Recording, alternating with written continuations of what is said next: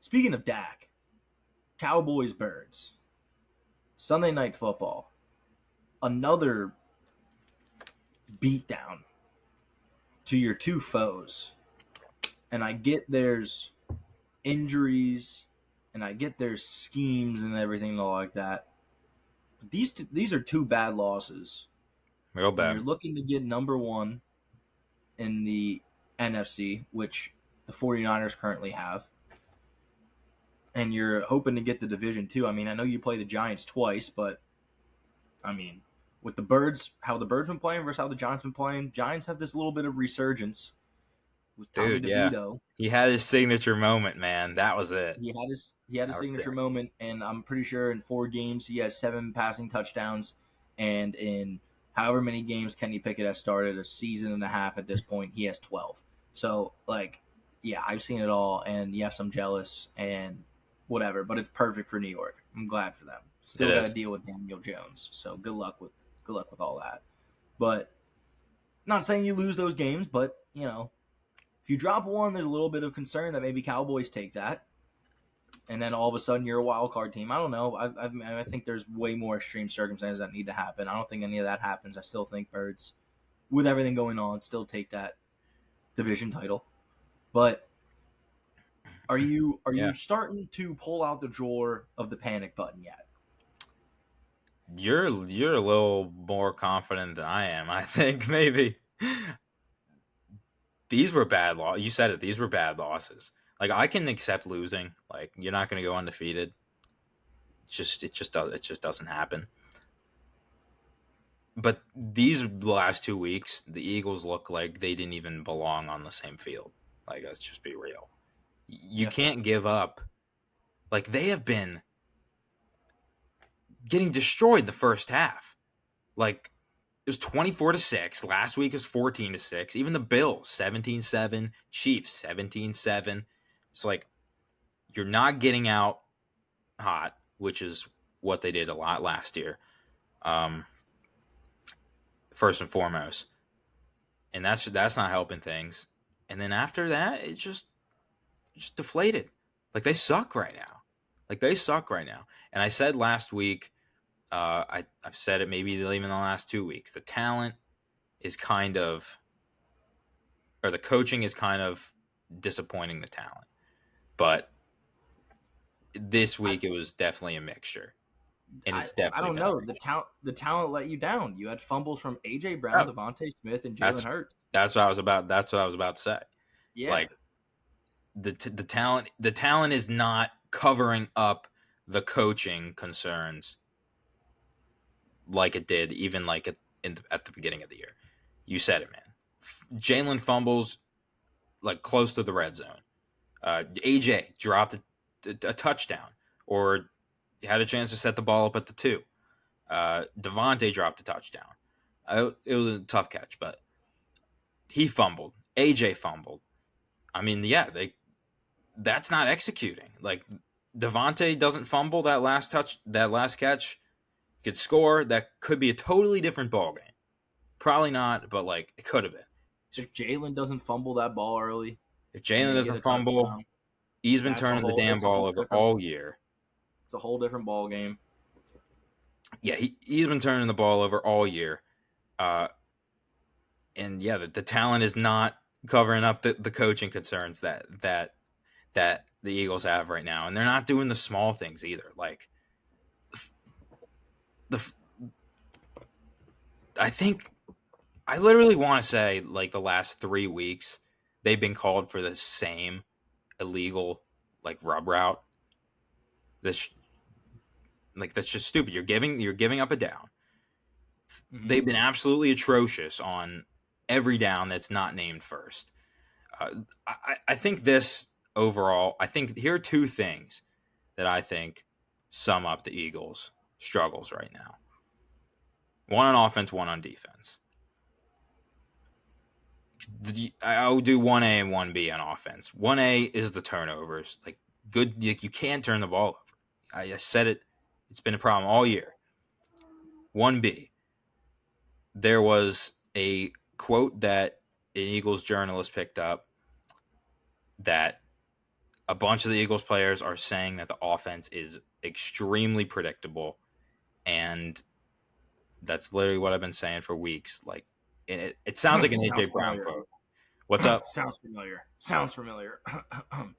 Yeah, right, Pittsburgh, Pittsburgh, right. Pittsburgh. It's Anyway, sorry. predictability, and you see Dallas is just boom, boom, boom, boom, all over the field, getting it out quick, and like at one point the broadcast flashed up like Dallas has like a 48% chance to convert this third down. And I was like, dude, that's too low. Like that is way too low. They're 100% getting this shit. And they did. It was like CD catching, he had like 6 catches, 71 yards. It was one of them. It's just they're first down, they're fine. First down, I mean, but that's, it's first down. Which their run defense is solid. So that's not a surprise to me. Second down, they're the worst in the league. Third down, the worst in the league. Fourth down, they're the worst in the league. 48% chance. A 48% clip they're letting opponents convert on third down. That just ain't going to cut it. Just ain't going to cut it. Shaq Leonard did not help. Like deep down, I didn't think he was going to help. Told you. It's the scheme is not there. I don't know if the personnel is either, but the scheme definitely isn't. Nick Sirianni says he has faith in Sean Desai. I'm losing faith in Sean Desai. Losing a little faith in Sirianni too. Like he can't be just a vibes guy, but I'm starting to feel like he might be. Think he's got Franklin in him. Nah, I think he's better. I think he's not a micromanager like Franklin. Nah, but I think he's not great with the play calling and the play designing and the just scheming. Like there's no pre-snap motion, none of that. It's dry, it's predictable. But then again, the players can't be fumbling, so it's twofold. Yeah, it's a really bad recipe right now, and yeah, they just made Dak the MVP favorite. Yeah, no, seriously. But I mean, you said not in the locks. I mean, you got Seahawks, Giants, Cardinals, Giants. Monday, New Year's Eve, New Year's Eve, and then Giants end the year. I mean, dude, I'm worried about that trip to Seattle. Yeah, I mean that's probably your only game that you might lose. But probably even then, you should win it. I think. But man, like I said, I'm cool with losing, but that team looked like they did not belong on the field the last 2 weeks. Yeah. It's bad. They're not doing anything. Offense, defense, small things. And false starts, slow starts, penalties, just fumbling. It's bad all around. It's bad all around. Not saying they can't turn it around.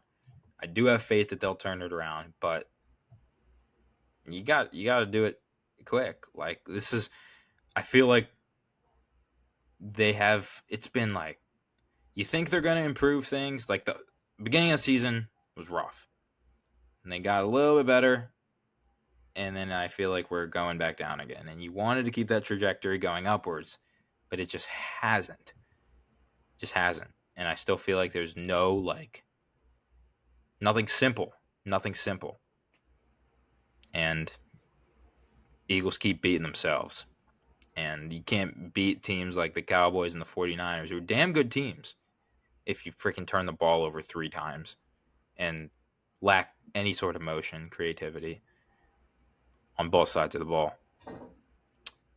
I'm a little nervous. Like, they got to get together. They got to get it together.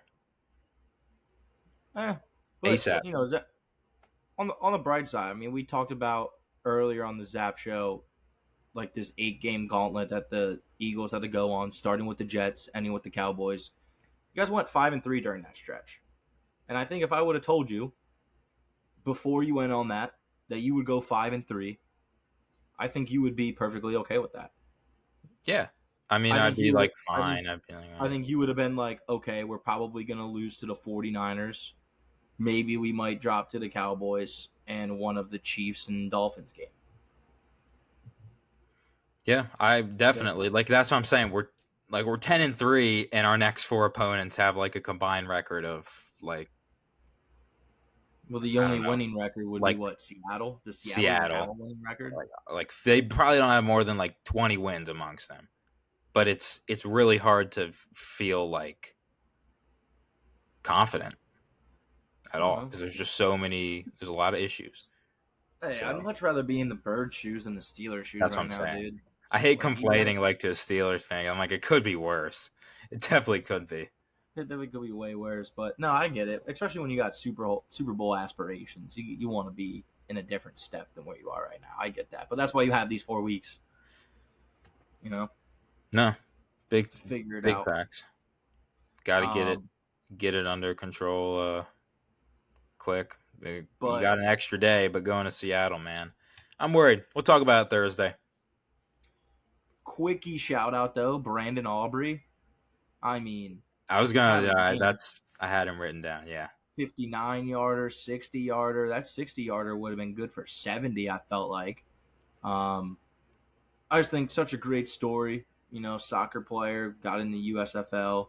Cowboys took a chance on him. Still hasn't missed a field goal in his NFL career. He's perfect, and he is perfect from some pretty long field goals, only like Justin Tucker territory field dude. goals.